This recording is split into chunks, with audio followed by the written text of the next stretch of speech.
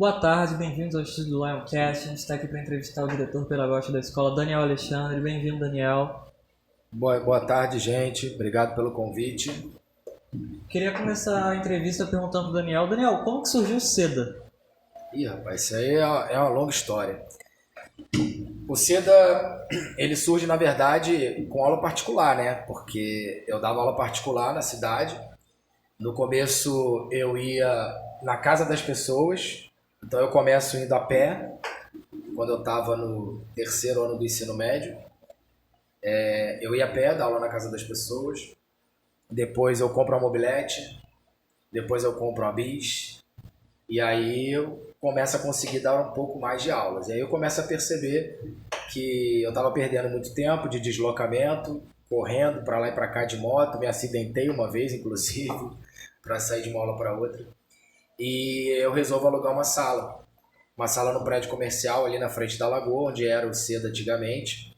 E eu alugo essa salinha ali em 2005. E era uma salinha pequenininha, cadeiras e mesas de ferro, daquelas de bar antiga. O pessoal da antiga aí vai lembrar que tinha um monte de MSN na mesa, para ver como é que era antigo, né, João? Um monte de MSN, de lick paper, de caneta. E aí eu começo ali, dando aula particular numa sala bem pequenininha. E aí o tempo foi passando, né? Paralelo a isso eu dava aula em outras escolas, e o tempo foi passando e a coisa foi crescendo, né? Então eu cheguei num auge que eu tinha 122 alunos fixos, né? Que faziam aula comigo regularmente toda semana. E aí todo mundo falando, abre um curso, e aí eu resolvo ceder. Então, em 2010, né, em agosto de 2011, na verdade, eu resolvo abrir o SEDA no meio do ano, né, como curso. No meio do ano, e a gente tinha uma turminha de aula particular, né, João, de pré-vestibular, perdão, com 8 alunos. Bem pequenininho. Eram apenas 8. Até porque no meio do ano, né, muita gente já estava matriculada. E passam os 8. Então, obviamente, faz-se 100% de aprovação de propaganda, né? E aí, no ano seguinte, a gente tem 33, que era o que cabia na sala. A sala também era pequenininha, e aí cabiam 33. Aí eu começo a alugar mais salas no prédio, né? Então, de uma sala no prédio, eu passei a ter duas, três, quatro, até que eu cheguei num ponto de ter 12. O prédio era quase todo do SEDA.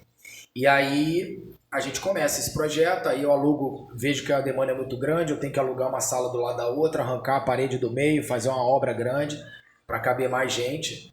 E aí o SEDA começa a ter aula de manhã, de tarde, de noite. E começou a não dar conta. A gente recebia alunos de Cabo Frio, de Arraial, de Búzios, de São Pedro. E a gente viu que a lista de espera era a mesma quantidade de alunos que cabia na turma. Então eu resolvo, em 2015, abrir o SEDA em Cabo Frio. Eu abro em Cabo Frio, ele já abre lotado, né? Araruama ajudou, né? O SEDA de Araruama ajudou a impulsionar isso. Ele já abre lotado e a gente também passa a ter turmas lá de manhã, tarde e noite. Então o SEDA já chegou antes da pandemia, né? Até a pandemia dar essa complicada toda na vida de muita gente. O SEDA já chegou a ter, juntando Araruama e Cabo Frio, 600 alunos. Daniel, em relação à logo do SEDA, por que o senhor optou em colocar um leão? Já me perguntaram isso várias vezes. Isso aí foi uma analogia que eu fiz, né, brincando um dia com a molecada, antes de fazer o leão, para escolher o mascote, né, que eu ia usar. E aí eu falei assim pra galera, o leão é o rei das selvas, e o vestibular é uma selva. E o SEDA é o rei dos vestibulares na região dos lagos. Então vamos colocar o leão. Muito embora a gente sabe que o leão nem está na selva, né? O leão, na verdade, está na savana, né? Mas tem o dito popular de que o leão é o rei da selva. E aí a gente colocou o leão. Esse leão foi feito, né, especialmente para o SEDA. Ele foi criado, né? Eu disse mais ou menos para o rapaz como eu queria. E ele criou um leão personalizado para a gente, que é o nosso mascote. Tá aqui também, ó, na pele, até porque o SEDA, né, foi o que me deu tudo que eu tenho na vida, né? Me deu não só bens materiais, mas me deu também muito conhecimento, né? Eu aprendi muito lá. Eu e a Joelma, que tocamos esse projeto aí desde que ele começou, né? Não existe Seda sem Joelma e não existe Seda sem Daniel, ele precisa dos dois, isso é importante que seja dito. Né? A Joelma é minha parceira, minha sócia, minha amiga, já foi minha esposa, mas eu não quero mais. Eu não quero mais que ela seja. A gente se dá muito bem e a gente sabe que a gente é parceiro acima de tudo e trabalhamos sempre juntos para fazer isso. Eu faço a parte pedagógica, ela faz a parte financeira, eu não me meto no dela, ela não se mete no meu, mas a gente se ajuda. Tá? Eu ajudo no dela, ela me ajuda no meu e a gente veio construindo aí essa trajetória de sucesso do Seda aí. Bom, quais são os desafios com a reinauguração do colégio? Muitos primeiro porque o Rodrigo, ele me procura em dia 16 de setembro do ano passado, no dia do meu aniversário, isso é emblemático, né? Ele me procura, ele vai lá no Seda e me fala pra mim, olha, eu quero abrir a escola, eu tenho um sonho de reabrir a escola e tal, mas eu sou engenheiro, eu não entendo nada de parte pedagógica, você me ajuda? E eu disse a ele assim, ajudo, pô, a gente tem aí 1 ano e 3 meses para desenvolver um projeto, 2024 a gente bomba. Aí ele virou e falou assim, não cara, você não entendeu, eu quero abrir em 2023. Isso foi em setembro do ano passado, 22. Eu falei, você é louco. E aí ele saiu, eu recusei, depois ele voltou, insistiu. E eu resolvi aceitar. Fiz um projeto para ele não aceitar, inclusive, né, João? A gente botou um monte de coisa. A única coisa que não tinha no projeto era dinheiro, tá? Não tinha dinheiro no projeto. Era coisas que eu queria na escola. Eu quero a sala maker. Eu quero o laboratório de ciências. Eu quero um ateliê de artes. Eu quero não sei o quê.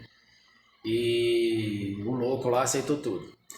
E aí a gente assume a escola. Isso foi na semana seguinte, dia 23 de setembro. E a gente abre as matrículas dia 10 de outubro.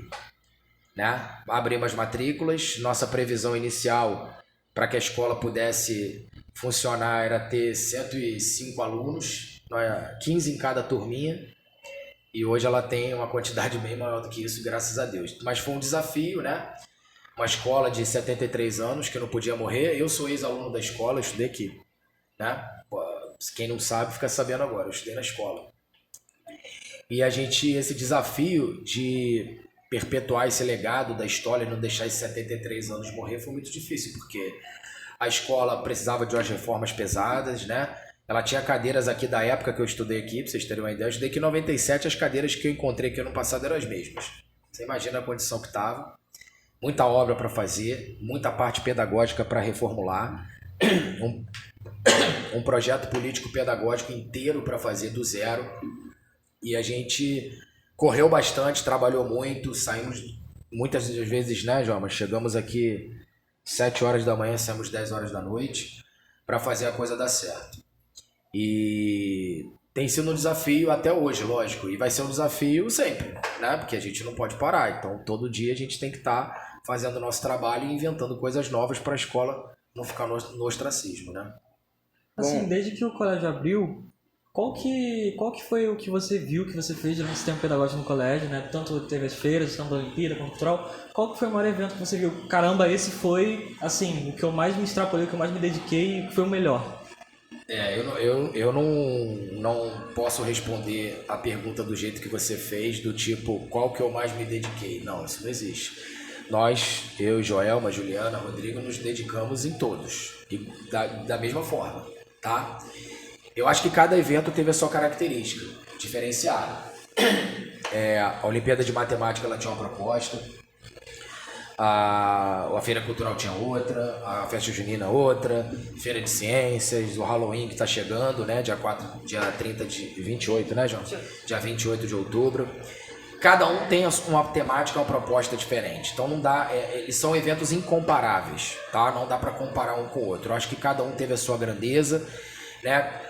Pontos a ajustar para o ano que vem, que a gente pode melhorar, né? Mas um evento assim que eu gostei muito de fazer, já que vocês estão aqui, você chegou depois, mas já que vocês estão aqui, foi a Olimpíada de Matemática que a gente fez junto, né? O Grêmio Estudantil, né? Vocês fazem parte do Grêmio e vocês participaram da construção desse evento junto comigo, né? E conseguiram guardar segredo de tudo, não deu spoiler de nada, todo mundo foi surpreendido. Eu acho que esse foi um evento legal porque ele contou realmente com organização feita pelos alunos. Eu dei as ideias, claro, ajudei a organizar, mas vocês meteram a mão na massa e fizeram a coisa acontecer, né? E, então foi um evento que eu achei muito bacana de fazer, né? Acho que a Joelma tem a mesma opinião que eu, mas, pô, tem um monte, né, no nosso coração todos, né? A Feira Cultural, pô, espetáculo, né? Ver, pô, a quadra com 2.000 pessoas aqui dentro, numa escola que tava fechada, ter 2.000 pessoas aqui dentro batendo palma pra vocês, pelo amor de Deus, né? É incomparável, não dá pra comparar os eventos. Num dia de chuva. Num dia de chuva, Foi muito lindo. foi lindo. Bom, em relação ao colégio, o senhor tem em mente novos projetos? A minha mente vive de projetos. Isso enlouquece a Joelma, inclusive, o Rodrigo, o bolso do Rodrigo e a Juliana também. Eu tenho muito projeto na minha cabeça, eu só não consigo fazer todos esse ano, senão a escola vai viver de evento. Né? Vai ser evento toda semana, e não dá, né? A gente também tem que ter aula e tudo mais. Mas é a maluquice todo dia que eu invento e vou anotando e vou mandando pra Joelma. Aí às vezes ela me dá uma travada, o Rodrigo trava o dinheiro, você é doido, você pensa demais, você é imperativo, você é isso, você é aquilo, e gosto muito de trabalhar e de inventar maluquice. Então, assim, pro ano que vem tem muita coisa nova. Vamos continuar com alguns eventos clássicos, né? Olimpíada de Matemática, segunda edição, Feira Cultural, segunda edição, Feira de Ciência, tudo tem segunda edição. Com ajustes, claro, como eu falei, algumas coisas a gente tem que ajustar, a gente também tem que aprender quando a gente tem alguma coisinha que a gente podia ter feito melhor, e a gente sempre acha que pode fazer algo melhor, isso é importante também, que aí você mostra o amadurecimento das ideias e que você quer crescer. Mas tem muita coisa nova para o ano que vem também. Hoje, inclusive, às 9 da manhã eu estava numa reunião, que essa daí a Joelma nem sabe o que é. Essa eu não contei para ela, não contei para o Rodrigo, não contei para ninguém. Eu fiz uma reunião online, uma situação aí que eu não vou dar spoiler, esquece, para uma parada, se der certo, muito legal para o ano que vem. A escola inteira vai pirar se o negócio der certo. Durante sua época como estudante, você imaginava que você ia se tornar um educador tão bem quanto é hoje? Rapaz, eu com 5 anos de idade, se você perguntasse para mim o que você quer ser quando crescer, eu já respondia professor. Eu dava aula para meus bonecos. De quê? De qualquer coisa. Quando eu fico um pouquinho malzinho, 8, 9 anos de idade, eu dizia que queria ser professor de história. Vendo aí, João? O João tá aí na parte dos bastidores aqui atrás, gente. Eu dizia que queria ser professor de história, João. E aí quando eu chego ali, 9º ano, 1º ano, ensino médio, que a matemática e a física elas dão uma encorpada, e evidentemente eu sempre tive talento para exatas, e aí eu falo assim, bom, eu não posso desperdiçar o talento que pouca gente tem para as exatas, né? A maioria de vocês não gosta, né, alunos, né? E eu gostava muito. E eu falei assim, bom, eu continuo querendo ser professor, mas eu quero ser professor de matemática e de física. Eu me formei em matemática, dou aula de física de curioso, apesar de ter aprendido muita coisa na faculdade, claro. Mas adoro, aliás, eu confesso que eu gosto mais da aula de física do que de matemática, né? É mais legal, né? Tem mais coisa do dia a dia. Mas amo o que eu faço. E aí eu viro professor, e se eu fosse pela cabeça dos outros, eu não seria professor não, tá? Porque todo mundo falava assim pra mim, pô, Daniel, você sabe matemática e física pra caramba, por que você não faz engenharia? Eu falei, porque eu não quero ser engenheiro. Porque eu não quero ficar atrás de uma mesa fazendo projeto. Eu quero dar aula. Eu gosto de dar aula. O meu melhor momento do dia é quando eu dou aula. É o momento que menos me estressa. Né? Porque no dia a dia você tem muita coisa para resolver. Né? Às vezes é uma pauta de 30 itens num dia só. Né? Dentro da sala de aula eu tenho uma pauta, que é o quê? Dar aula para vocês, como eu faço várias vezes. Né? E é a hora do dia que eu fico mais relax, porque aquilo ali é muito legal. Aquilo ali é terapia. Né, para fazer, principalmente quando tem sala lotada, um monte de gente perguntando. Amanhã eu vou dar um aulão aí para uma galera aí, 90 cabeças. Pô, você quer coisa melhor pro professor ver a sala lotada dando aula? Então, eu não queria ser engenheiro. Nada contra quem é engenheiro, muito pelo contrário, mas não é minha praia ficar sentado escrevendo e fazendo projeto. Eu gosto de dar aula. Então, sobre a sua pergunta de se eu sabia que eu ia me tornar um educador como eu sou hoje. Bom, eu sempre saí de casa todos os dias acreditando que eu sou o melhor professor de matemática do mundo. Não que eu seja. Evidentemente eu não sou. Mas eu tenho que sair de casa todos os dias acreditando que eu sou o melhor professor de matemática do mundo, porque vocês esperam isso de mim. E se eu sair de casa desanimado, eu não serei o melhor professor de matemática do mundo para vocês. Isso não é egocentrismo, não. Isso é autoconfiança. É sair de casa acreditando que você é o melhor para você dar o melhor de si no seu trabalho. E aí eu faço a mesma coisa. Desde a época do SEDA, quando eu me torno diretor, eu saio de casa acreditando que eu sou o melhor diretor do mundo e saio de casa acreditando que eu sou o melhor diretor de escola do mundo. Ainda que, obviamente, eu não seja. Entendem? Então, o sucesso, ele vem da determinação. Eu sou determinado. Eu sou aquele cara que se eu tenho que fazer alguma coisa, eu vou fazer. Se eu me propus a fazer, eu vou fazer. E se eu der minha palavra, eu vou cumprir. E já me estrepei muito na vida por ter dado a minha palavra. E para não voltar atrás e dizerem que eu sou sem palavra, eu me ferrei. Mas eu não mudo a minha palavra. Então, eu sabia que eu seria bem sucedido na vida porque eu sabia que eu sou um cara trabalhador. Então, isso sim. Então, respondendo sua pergunta, sim. Qual a sua opinião sobre a educação atual e quais os valores você prega sobre isso? Eu acho que a educação atual ela tem muito ponto positivo e muito negativo. A gente está hoje na educação que se chama Educação 4.0. Essa educação 4.0 é uma educação moderna, dinâmica, digital. Estamos em outra era. Mas ela também traz muitos malefícios e muitas coisas perigosas, né? Muitos alunos hoje não estudam como era na minha época por causa do celular. O celular atrapalha demais, né? Por isso que a gente proíbe o celular dentro da escola. Porque ele tira o foco, ele desvia o foco de vocês, né? E se todo mundo usasse o celular da maneira correta, ele seria uma ferramenta maravilhosa. O problema é que existem alguns perigos e algumas armadilhas na internet, né? A armadilha para fazer o cara ficar preso ali o tempo todo, vendo coisa que não vai agregar em nada na vida dele. E aí ele perde tempo onde ele poderia, por exemplo, estar pesquisando coisas interessantes. Acho que a educação ela vai ter uma mudança radical daqui a bem poucos anos, ainda mais agora com essa coisa da inteligência artificial e tudo mais. Eu acho que a gente pode dar um salto de qualidade, mas talvez seja um salto perigoso. Hoje em dia a gente tem, por exemplo, o ChatGPT, que foi abordado por um grupo ontem na Feira de Ciências, né?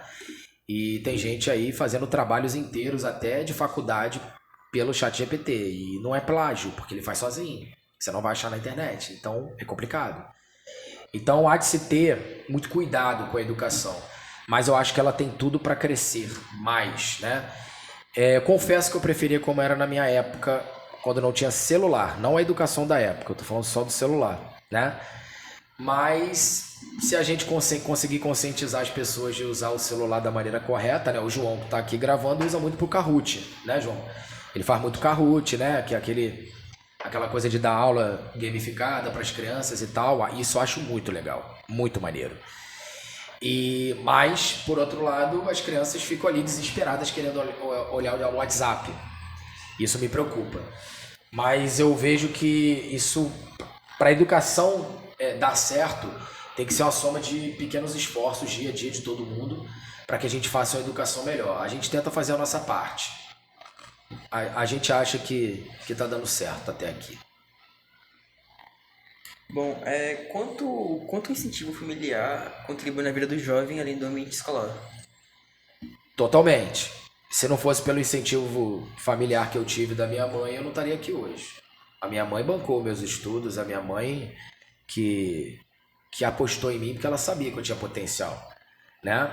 A minha mãe dava aula particular para pagar a minha escola, né? E era o dinheiro contadinho para que eu estudasse numa boa escola lá no Rio de Janeiro para que eu seguisse em frente, né? E dentro de casa, né, os pais de vocês, a educação de hoje também necessita da família para apoiar de todas as formas, né? Estar presente na escola, estar presente na vida da criança. Muitas crianças se sentem largadas porque às vezes o pai trabalha o dia inteiro, a mãe também. E quando chega em casa a criança já está praticamente dormindo, mal ter tempo de ver um dever de casa. Mas não é ver o dever de casa no sentido de ver se o menino fez o dever de casa. Não é isso. É no sentido de estar ali do lado e mostrar que você está preocupado com o dever de casa. Senta aqui, filho. Vem cá, o papai te explica, a mamãe te explica. Aí a criança se sente acolhida, né? E não se ela vai levar bronca porque ela deixou de fazer o dever de casa, né? E acho que são momentos muito importantes. A gente faz esses eventos aqui, né? Para os pais virem visitar, né? E para que seja um momento de família também. Então a família, ela é 100% responsável pelo que a criança pode produzir dentro da escola, de qualquer escola. Aproveitando esse gancho sobre a importância do âmbito familiar, eu queria saber a sua opinião sobre ajuda psicológica nas escolas. Importantíssimo. Nós temos agora uma disciplina aí, que é o projeto de vida, né? Em 2017, aí a Joelma vai lembrar bem disso, vai poder falar um pouquinho também, que é o seguinte: até 2017 a taxa de evasão no SEDA, em abril, era grande. 20% dos alunos saíam. Por quê? Eles não aguentavam o ritmo. Era um ritmo pesado, às vezes ele vinha de uma escola com base fraca e tudo mais. E eles não tinham nenhum tipo de apoio porque a gente, né, dava porrada em conteúdo e acabou. E eu começo a perceber isso e começo a estudar muito no ano de 2017 e vou fazer curso de coach. Eu faço curso de coach para trabalhar com inteligência emocional. E aí eu me formo aí, faço um monte de curso e começo a aplicar a inteligência emocional dentro do curso como disciplina. E aí, tá aí a Joelma que vai me dizer. Essa taxa de 20%, Joelma, caiu para quanto de evasão em abril?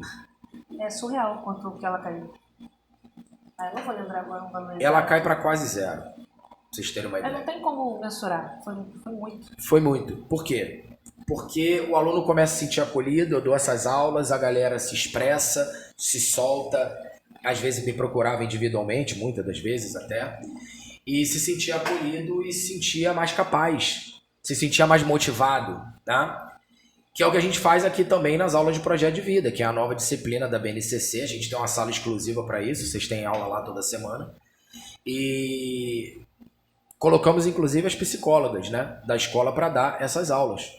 Eu acho muito importante isso, que esse olhar, né, de trabalhar as habilidades socioemocionais, de trabalhar a questão do bullying, de respeito, né? E uma dessas aulas de projeto de vida, no caso do terceiro ano, quem dá sou eu, porque o caso deles o foco é outro, né? O foco deles é o vestibular, então eu tenho que fazer a mesma coisa que a gente faz no SEDA, né? Então aí eu faço com eles o trabalho de inspiração, de motivação, aquela coisa toda. Então eu acredito que esse trabalho, né, de psicólogos é extremamente importante dentro de uma escola. Tem que ter.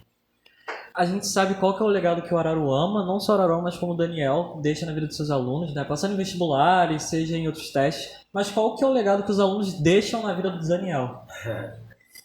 Muitos deles, né, João, viram amigos pessoais. Sim. Muitos.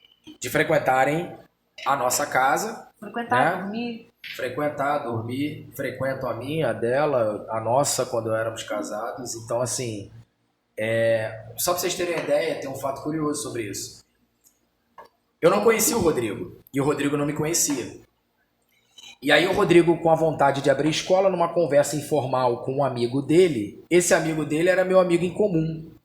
E o Rodrigo fala, poxa, eu quero tanto abrir escola, tô procurando alguém para me ajudar, que entenda, que seja bom, não sei o quê. E ele falou assim, eu tenho um cara. Você vai procurar o Daniel. O Daniel vai te ajudar. Procura o Daniel, ele é o dono do SEDA. O SEDA é forte, o SEDA tem nome, ele vai levantar a escola junto com você. Essa pessoa é um ex-aluno meu, João. Né? Deixar aqui meu agradecimento a você, João, né? Que ele vai entender, a gente chama de João Peludo, né, João? Ele chama de João Peludo, mas ele vai absorver isso aí com carinho. E ele que faz essa ponte. Ele entra em contato comigo um dia, fala uma proposta assim, eu cheguei pro Daniel muito... Falei, surgiu uma proposta muito louca. E falei assim, que proposta? Aí na hora que eu contei a proposta, ele falou, como assim? Eu falei, não sei. Assim, vamos conversar, vamos ver no que vai dar. E aí foi onde o Rodrigo apareceu. Do nada. Um belo dia, nada foi combinado. Brotou lá do nada, lá no meu gabinete. Aí ele virou amigo, ele era aluno do SEDA. Depois ele trabalhou no SEDA. E ele frequentava a nossa casa. né? Ficava lá, a gente fazia festa, né? Fazia evento, aniversário, e ele estava sempre lá. Então esse é um dos muitos exemplos que a gente pode dar de ex-alunos que viraram amigos. Então, 100% dos alunos viram amigos pessoais? Claro que não, né? Até porque senão, hoje, eu teria mais de 20 mil amigos. Porque foram mais de 20 mil pessoas que passaram pelo cedo ao longo dessa vida toda. Mas uma galera legal virou amigo da gente. Eu acho isso muito, muito importante, que mostra o carinho e o legado que você criou na vida das pessoas. Bom, qual a importância dos valores sociais e culturais atrelada ao caráter de instituições de ensino? Valores culturais E sociais. e sociais. A escola, ela é um formador de cidadão. Então, claro, existe uma educação que vem de casa, né? Bom dia, boa tarde, boa noite, aquela que a gente chama de educação que vem de berço. E tem a educação que faz parte da escola, que é muito mais do que ensinar matemática, física, português, mas também ensinar valores que se aprendem dentro da escola, que é o ambiente de socialização do aluno.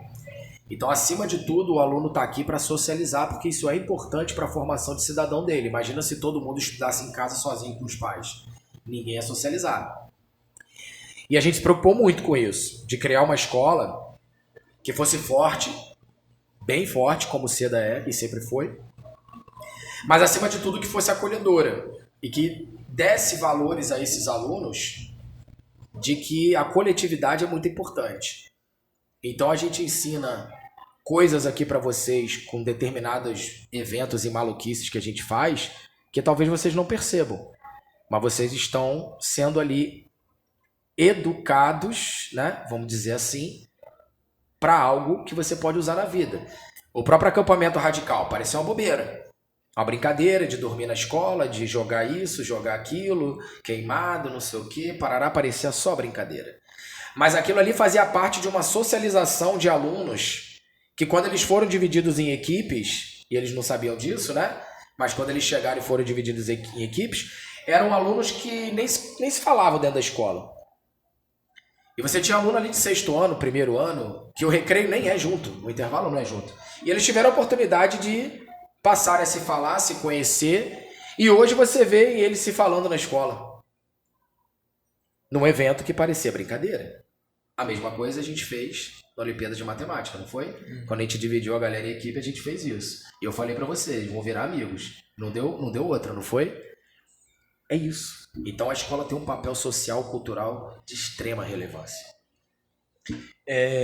Qual a sua expectativa para as gerações futuras no âmbito da educação? É mais ou menos um pouquinho daquela preocupação que eu falei na pergunta anterior que você fez, né? A expectativa, ela tinha tudo para ser excelente, mas hoje ela é uma expectativa que preocupa, né? Me preocupa como esses jovens estão se relacionando, né? com as mídias sociais, esses jogos de internet, né? Esses jogos por aplicativos aí de celular. Isso é complicado, né? Isso está tirando um pouco tirando um pouco não, está tirando muito do foco dos jovens. Existe muita coisa ruim por trás desse jogo. A gente sabe que tem pedófilos que se aproveitam das crianças, fingem que estão jogando para depois ganhar a confiança da criança, pedir foto, aquela coisa toda. Isso é muito preocupante. Mas eu creio que se as escolas aprenderem a alinhar essa tecnologia, né, essa nova era digital, com ensino-aprendizagem de uma forma eficiente, que é mais ou menos, dando um pequeno spoiler da reunião que eu tive hoje de manhã, eu acredito que se a gente conseguir equacionar isso aqui, a gente tem um futuro promissor para a educação. A gente sabe que o CEDA não mudou só a vida de muitos estudantes que se inscreveram no curso, mas também de pessoas de fora, né, com ações filantrópicas. Eu queria que você falasse mais sobre isso. Rapaz, isso aí não trabalho, né, Jovem? Mas a gente adora fazer. A gente vai ter uma agora, né? Quarta-feira, no dia... Não, quinta, né? Quinta, no Dia das Crianças, dia 12 de outubro, né? A gente vai fazer lá em São Vicente, no loteamento Santana. Estão previstas quase 500 crianças, só pra vocês terem uma ideia. A gente arrecadou mais de 1.000 brinquedos na nossa gincana da feira de ciências. Mais de 1.000, tá? Fora os brinquedos que foram também doados pelos alunos do curso. Exatamente, os alunos do curso também doaram. Porque tradicionalmente é um evento do curso, né? Desde 2012 a gente faz. A gente já subiu favela, a gente já foi comunidade carente, a gente já foi orfanato, asilo. A gente tem uma casa de crianças com apoio ao câncer, que fica lá no Estácio do Rio de Janeiro, que a gente vai lá todos os anos entregar lata de leite ninho para eles. E é um trabalho que a gente gosta muito de fazer, né? Quando a gente faz essa festa, Dia das Crianças, a gente vai em comunidades, né, com crianças carentes, a gente leva bolo, cachorro quente, pipoca, a gente se fantasia, a gente brinca com as crianças, é um barato. E a gente ama fazer isso. Natal, né, John? Se vestir de Papai Noel, Mamãe Noel. É o spoiler. Por que a gente faz? O SEDA, como curso, na teoria, não deveria se preocupar em fazer isso. Porque a maioria dos cursos se preocupam só em fazer as crianças passarem no vestibular. Então, na teoria, o SEDA não precisava se preocupar com isso, né? Era ensinar para o vestibular e ponto. Mas não. A gente acredita que a gente também podia inserir os alunos do SEDA nesse papel social. E a gente faz isso desde 2012. A gente teve que parar quando estourou a pandemia. Então, a última vez que a gente fez foi em 2019. Ano passado as coisas ainda estavam meio turbulentas, meio nebuloso, aquela coisa do Covid. A gente não conseguiu fazer, não. Mas esse ano a gente vai fazer, só que agora a gente tem a força do SEDA com a força da escola, né, do Colégio Araruama. E aí, somando força, a gente vai conseguir ajudar muito mais gente. E eu acho que esse papel é muito importante. Aí sim, aí eu acho que a escola sim tem a obrigação de fazer esse tipo de ação filantrópica. Tem que fazer. As crianças têm que ver esse tipo de coisa acontecendo, participar, doar, saber que é importante essa coletividade. Porque se a gente fizer uma rede de apoio, a gente consegue ajudar muita gente. A gente não vai mudar o mundo sozinho, mas a gente pode mudar o nosso mundo. Se cada um fizer a sua parte, a gente muda o nosso mundo. Então, se a gente conseguir contagiar 3 pessoas, já valeu a pena. É utópico achar que a gente vai contagiar 8 bilhões de pessoas que tem no mundo, né? Mas 1, 2, 3, se a gente entrar na cabeça de 2, 3, 4 ali, e eu tenho certeza que muito mais gente se envolveu nesse projeto, não é à toa que a gente arrecadou mais de 1.000 brinquedos, né? Eu tenho certeza que é uma situação que pode contagiar. Nessa casa de apoio ao câncer, tem uma frase que eu já falei para João várias vezes, a primeira vez que eu fui lá eu achei fantástica, que vem escrito assim: câncer não é contagioso, solidariedade sim.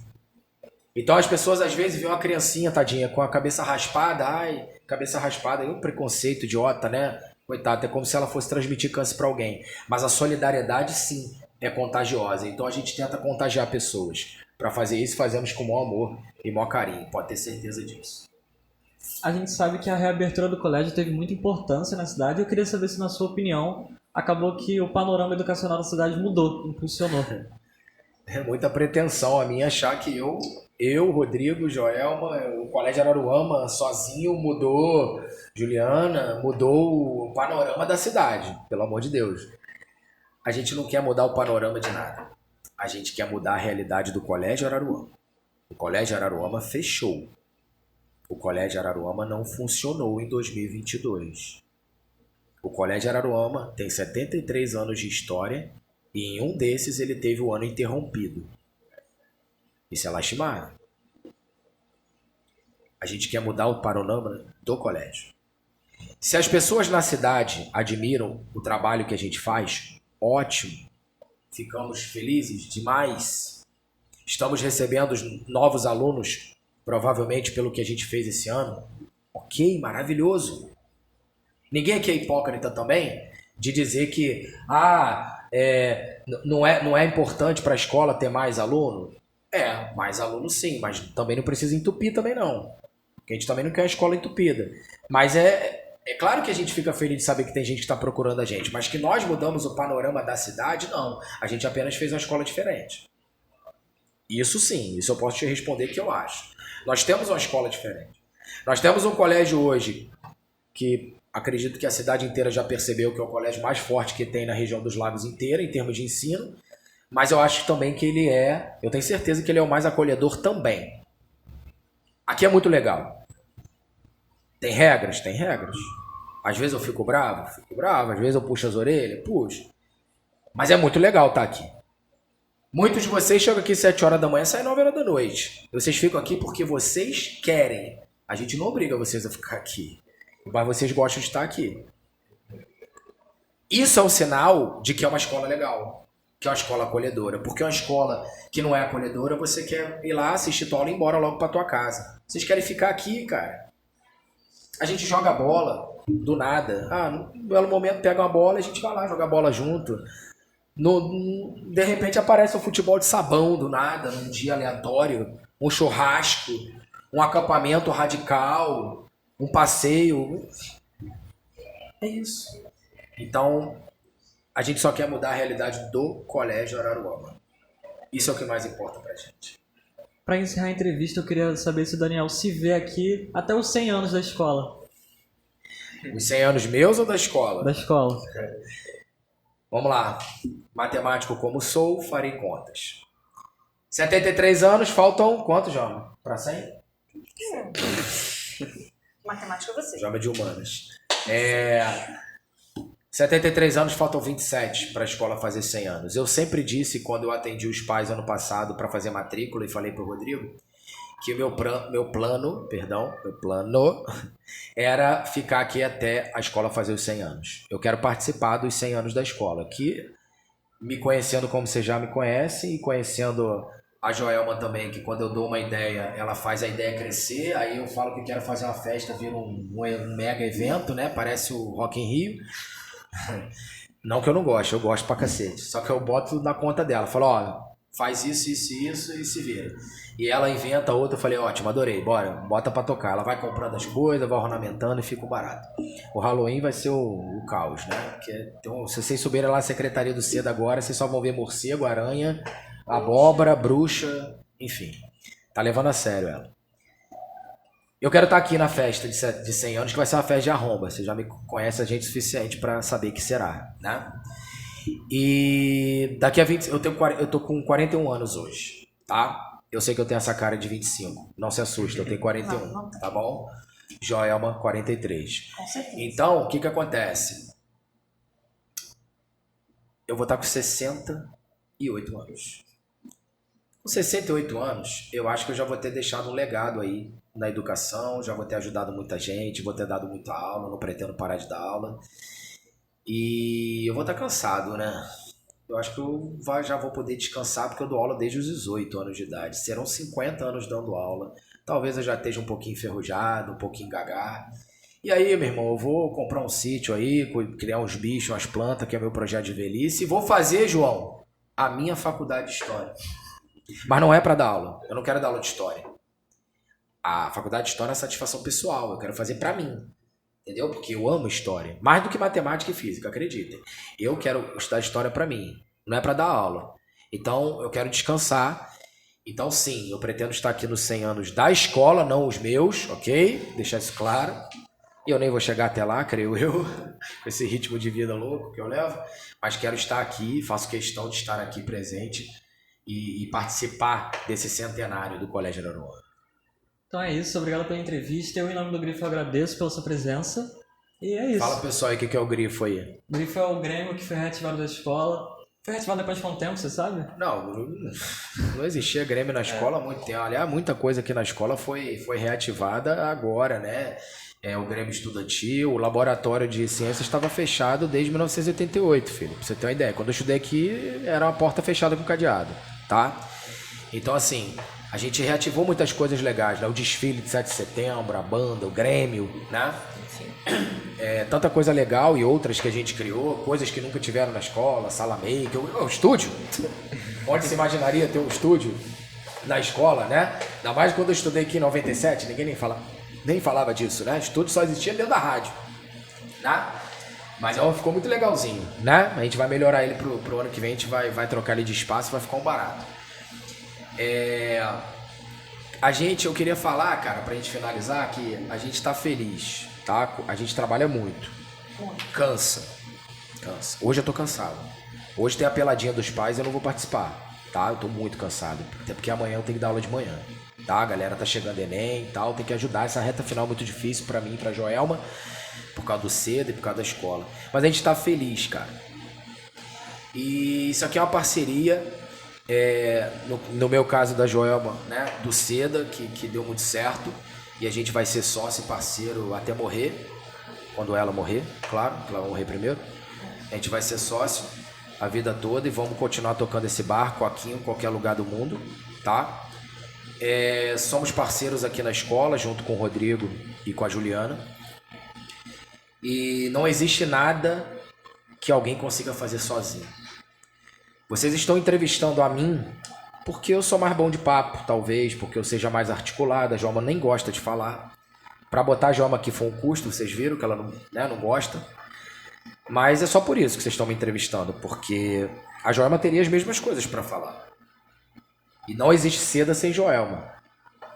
E não existe Seda sem Daniel.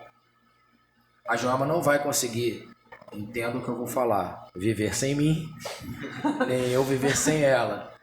Profissionalmente, tá? Graças a Deus. Ouviu, né, Joelma? Profissionalmente. Graças a Deus. A gente fez isso tudo acontecer, né? Então, sim, a gente sabe a importância que a gente tem na escola, porque, né, o Seda ajudou, né, a resgatar o Colégio Araruama, né, à toa que tá um leãozinho em cima da logo, né? A gente não é idiota, né? A gente sabe o que a gente fez para ajudar. Mas o Rodrigo também fez, a Juliana também fez, o João, que tá aqui, também fez. Mas o mais importante, vocês fizeram.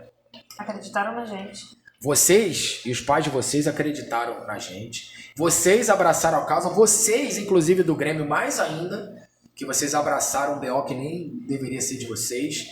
E vocês participam das coisas. Tem um pessoal lá embaixo agora cortando fitinha para fazer negocinho aí da fitinha do Outubro Rosa e tal. E vocês fizeram Olimpíada. Vocês acreditaram. Não existiria Colégio Araruama, Seda, se não fosse vocês, parceiro. Porque se não tivesse aluno matriculado que tivesse acreditado, isso aqui não teria dado certo. E outra, vocês fizeram com que desse certo também. Então a gente também agradece aos alunos, aos pais, a cada responsável que acreditou no nosso trabalho. Continuou acreditando, que fizeram rematrícula. E a gente tem muito orgulho de saber que a gente está construindo uma nova história. Beleza, galera? Muito obrigado pelo convite. Essa entrevista vai pro... Não pode falar, né? Pra onde ela vai, né? Essa entrevista... Por enquanto ela vai pro canal do YouTube, né? Mas depois ela vai pra um lugar legal, né? Que não pode falar esse spoiler ainda, não? Pode não, né? Não. Tá, mas aí o pessoal vai descobrir em novembro, não vai? Vai, dia 7, na Feira Literária. É? Tá bom. Gente, muito obrigado pelo convite de vocês. Foi um prazer estar aqui. Obrigado.